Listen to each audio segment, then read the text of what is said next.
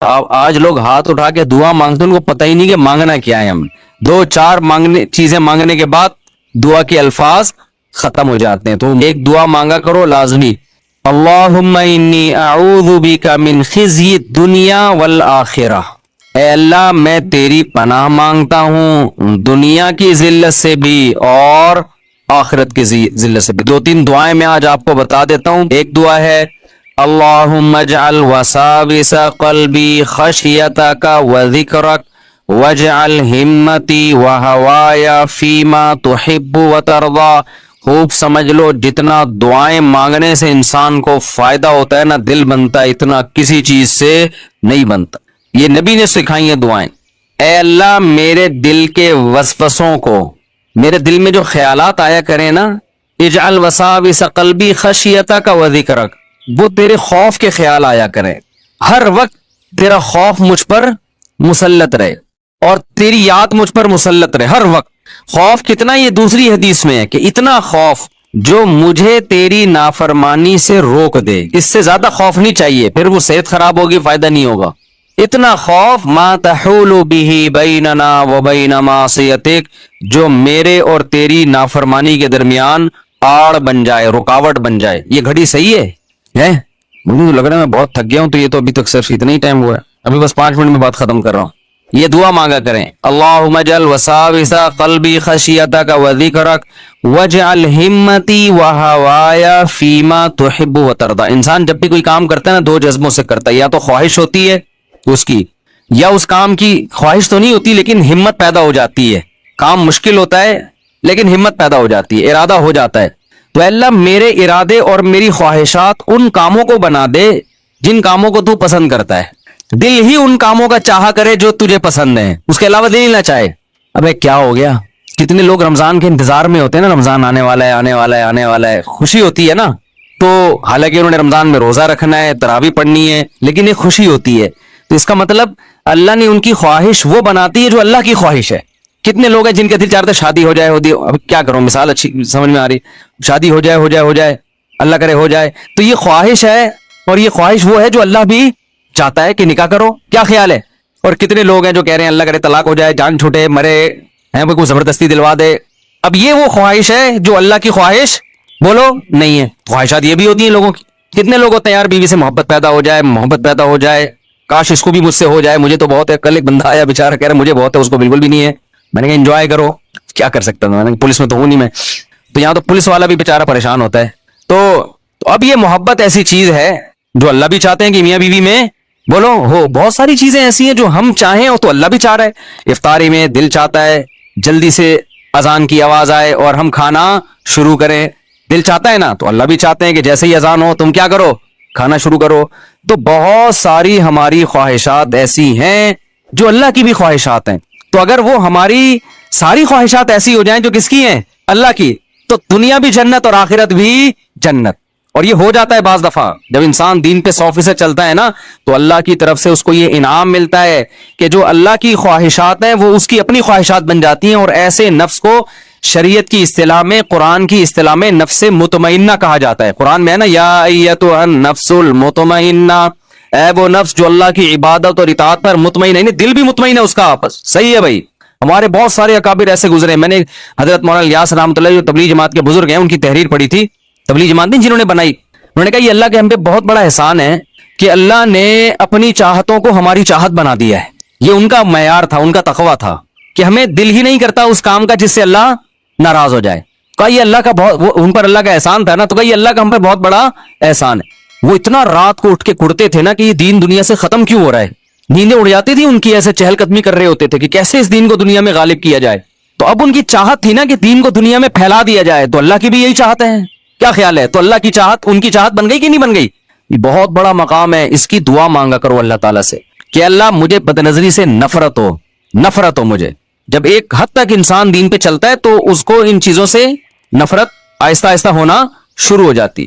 یہ مقام بہت کم لوگوں کو ملتا ہے. زیادہ تر کو تو یہی ہے کہ دل تو بہت چاہ رہا ہے دیکھنے کا لیکن نہیں دیکھ رہے. تو یہ بھی بڑی بات ہے یار، نہیں دیکھ رہے، ثواب مل رہا ہے آپ کو.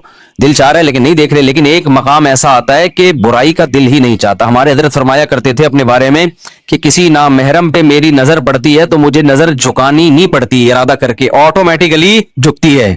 ऑटोमेटिकली।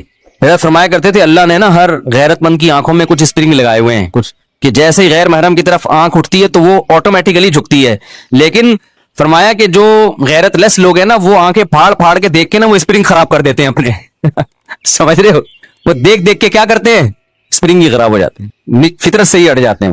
لیکن بہرحال نیچر تو یہی ہے کہ مرد جب عورت کو دیکھے گا تو دیکھنے کا دل کرے گا، جھکائے گا تو ثواب ملے گا اس کو، لیکن ایک مقام تقوی کا ایسا آتا ہے اللہ کی فرما برداری کر کر کے کہ نافرمانی سے نفرت ہونا شروع ہو جاتی ہے، تو یہ مقام اللہ سے مانگا کرو۔ وجعل ہمتی وہوایا فیما تحب وترضا، رشتہ جوڑنے کا دل کرے، رشتہ داری توڑنے کا دل نہ کرے، نماز پڑھنے کا دل کرے، چھوڑنے کا دل نہ کرے، تو یہ عادت ہو جائے نور لنا نور۔ اچھا دیکھو اس پہ ایک اشکال ہوتا ہے کہ حدیث میں آتا ہے جو قرآن اٹک اٹک کے پڑھتا ہے اس کو دگنا ثواب ملتا ہے، تو جب ہماری چاہتیں ہی بن جائیں گی برائی سے بچنا تو پھر برائی چھوڑنے کا ثواب کیسے ملے گا ہمیں؟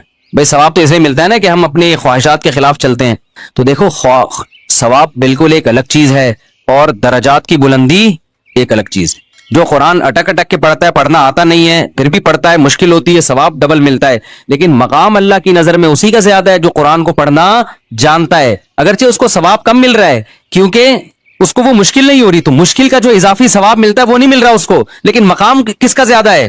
اس کی دنیا میں مثال ایسی ہے، بعض دفعہ ایک آدمی بزنس کر کے کروڑوں روپے کما رہا ہوتا ہے لیکن گورنمنٹ کی نظر میں اس کی ویلیو نہیں ہوتی، ویلیو 22ویں گریڈ کے آفیسر کی ہوتی ہے۔ آئی بات سمجھ میں؟ جب کوئی عہدہ دیا جائے ہوتا ہے یا کوئی پالیسی بنائی جاتی ہے یا پروٹوکول دیا جاتا ہے تو 21ویں گریڈ کے آفیسر کو دیا جائے گا، اس تاجر کو نہیں دیا جائے گا۔ سمجھتا ہے کہ نہیں سمجھتا؟ تو مرتبہ اللہ کے ہاں مرتبے کی ویلیو نیکیوں سے زیادہ ہے، مرتبہ کس کا زیادہ ہوگا قیامت کے دن؟ تو اسی طرح خوب سمجھ لو، تو یہ اللہ سے یہ دعا مانگا کرو کہ اللہ ہماری خواہشات کس کو بنا دے، جو تیری خواہش ہے وہ ہماری خواہش بن جائے، اس میں پھر 4 شادیاں خود بخود آ جائیں گی۔ آگے چلتے ہیں ہم، دوسرا نبی صلی اللہ علیہ وسلم نے بڑی پیاری دعا سکھائی ہے، وہ بھی یاد کر لو، بس ایک دعا بتا کے نا 2 دعائیں بتا کے میں بیان ختم کرتا ہوں۔ اللہم اجعل حبک احب الاشیاء الی، اس دعا کو مانگنے میں بڑا مزہ آتا ہے۔ اے اللہ اپنی محبت کو میری نظر میں تمام محبتوں سے زیادہ محبوب بنا دے، مجھے سب سے زیادہ فکر مل جائے، باقی ساری محبتیں ختم نہیں کرنی ہے، کم اپنی محبت سے کم رکھنا نہیں۔ یہی بات یہ بھی نہیں کہا کہ تمام محبتیں اپنی محبت سے کم کر دے، یہ الفاظ بھی نہیں ہے بھائی، بعض محبتیں ایسی ہوتی ہیں ہم نہیں چاہتے کہ کم ہو، باپ سے محبت، ماں سے محبت، بعض دوست ایسے ہوتے ہیں ہم نہیں چاہتے ان سے دوستی کم ہو، بیوی سے محبت، بچوں سے محبت، تو کم تو نہیں کرنی چاہیے نا، یہ نہیں کہا کہ اجعل حبک احب الاشیاء، جس سے جتنی بھی محبت ہوتی رہے تیری والی اس سے بھی زیادہ ہو جائے۔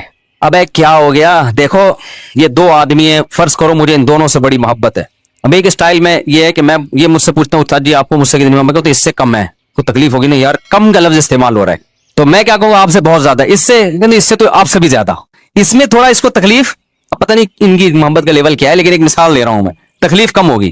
میں نے ایک دفعہ حضرت کو ایک دعا، اپنے شیخ کو ایک پرچہ لکھ کے دیا کہ میں یہ دعا مانگتا ہوں یا میرے لیے دعا مانگا کریں کہ اللہ جتنے بھی لوگ ہیں نا دین کی خدمت مجھ سے زیادہ کوئی نہ کرے۔ میں نے یہ دعا کے الفاظ لکھ کے دیے یا کسی ہمارے دوست نے لکھ کے دیے کہ مجھ سے زیادہ دین کی خدمت کوئی نہ کر پائے، یعنی میں اتنی خدمت کروں کہ مجھ سے زیادہ کوئی نہ کرے۔ حضرت فرمایا یہ الفاظ یوں ہیں کہ مجھ سے زیادہ کوئی نہ کرے، یہ بھلے میں سب سے زیادہ کروں خدمت، مجھ سے زیادہ کوئی نہ کرے، میں تھوڑی کروں تو وہ اور تھوڑے سے پیچھے ہوں، تو ان کو کیوں پیچھے دھکیل رہے ہو بھائی؟ مجھ سے زیادہ کوئی نہ کرے، تو یہ الفاظ غلط ہیں، الفاظ یہ ہونے چاہیے کہ میں دین کی خدمت میں سب سے آگے نکل جاؤں، تو دوسرے نکلیں بھائی، ہمیں ان پر کوئی اعتراض نہیں ہے، بہت زیادہ اللہ ان سے دین کا کام لے، لیکن جس سے بھی جتنا کام لے رہا ہے ہم سے اللہ تو اس سے تھوڑا سا زیادہ لے۔ آئی بات سمجھ میں؟ تو کیسے الفاظ ہیں، تو نبی نے بھی یہ نہیں الفاظ سکھائے کہ اے اللہ ساری محبتوں کو اپنی محبت سے نیچے کر دے، نہ بھائی، بہت سی محبتیں ہمیں بڑی محبوب ہیں، ہم نہیں چاہتے وہ تھوڑا سا بھی نیچے ہو، ٹھیک ہے نا، ہم چاہتے ہیں کہ اے اللہ سے ہم نے، نبی نے یہ دعا سکھائی کہ اے اللہ جس سے جتنی محبت ہے اپنی محبت کو اس سے اونچا رکھنا۔ آگے الفاظ یہ بھی ہیں وَجْعَلْ خَوْفَكَ أَخْوَفَ الْأَشْيَاءِ إِلَيَّ، اپنے خوف کو تمام خوفوں سے اونچا رکھنا۔ بہت سے لوگوں کے خوف ہے ہمیں اور وہ ضروری بھی ہماری صحت کے لیے، نہیں ہوں گے تو پتہ نہیں کیا کر بیٹھیں گے ہم۔ یہ جو لوگ کہتے ہیں نا بیگم سے ڈرتا ہوں، یہ شکر کرو ڈرتے ہو، ورنہ حقوق تمہارا باپ بھی ادا نہیں کرتا، اس کے آخرت میں لٹکے ہوئے ہوتے، کچھ اللہ کی خوف سے حقوق ہوتے ہیں، کچھ سالوں کے خوف سے حقوق ہوتے ہیں، ہو تو جاتے ہیں نا، گناہ سے تو بچ جاتے ہو۔ تو اللہ جس کا بھی جتنا خوف ہے، تیرا خوف ان تمام خوفوں پہ غالب رہے۔ کیا مطلب؟ کسی کے خوف میں آ کے تیری نافرمانی نہ کر بیٹھوں میں، کہ اس سے ڈر رہا ہوں تو اس سے ڈرنا چھوڑ دوں, نہ نہ یہ نہ ہو. وجعل خوفك اخوف الاشیاء الیہ وقطعنی حاجات الدنیا بالشوق الی لقائک. لوگوں کو جو دنیا کی حاجتیں پوری کرنے کا شوق ہوتا ہے جو موت تک ختم ہی نہیں ہوتا, کیونکہ حاجتیں تو کبھی ختم نہیں ہوتی, تو ایسا شوق اپنی ملاقات کا ڈال دے میرے دل میں کہ میری سب سے بڑی حاجت کیا بن جائے, تجھ سے ملاقات, اور اس کی وجہ سے یہ ساری حاجتیں ختم, کہ پوری ہو جائیں ٹھیک ہے, نہیں ہو بھاڑ میں جائیں یار, ایسی کی تیسی. دوسری شادی ہو گئی ٹھیک ہے, نہیں ہو بھاڑ میں جائے یار, اللہ راضی ہے یا نہیں ہے. تیسری شادی ہو گئی ٹھیک ہے, نہیں ہو تو بھاڑ میں جائے, ایسی کی تیسی, اللہ راضی ہے ہی نہیں. چوتھی ہو جائے ٹھیک ہے بھائی اچھی بات ہے, نہیں ہو تو بھاڑ میں جائے یار, اللہ راضی.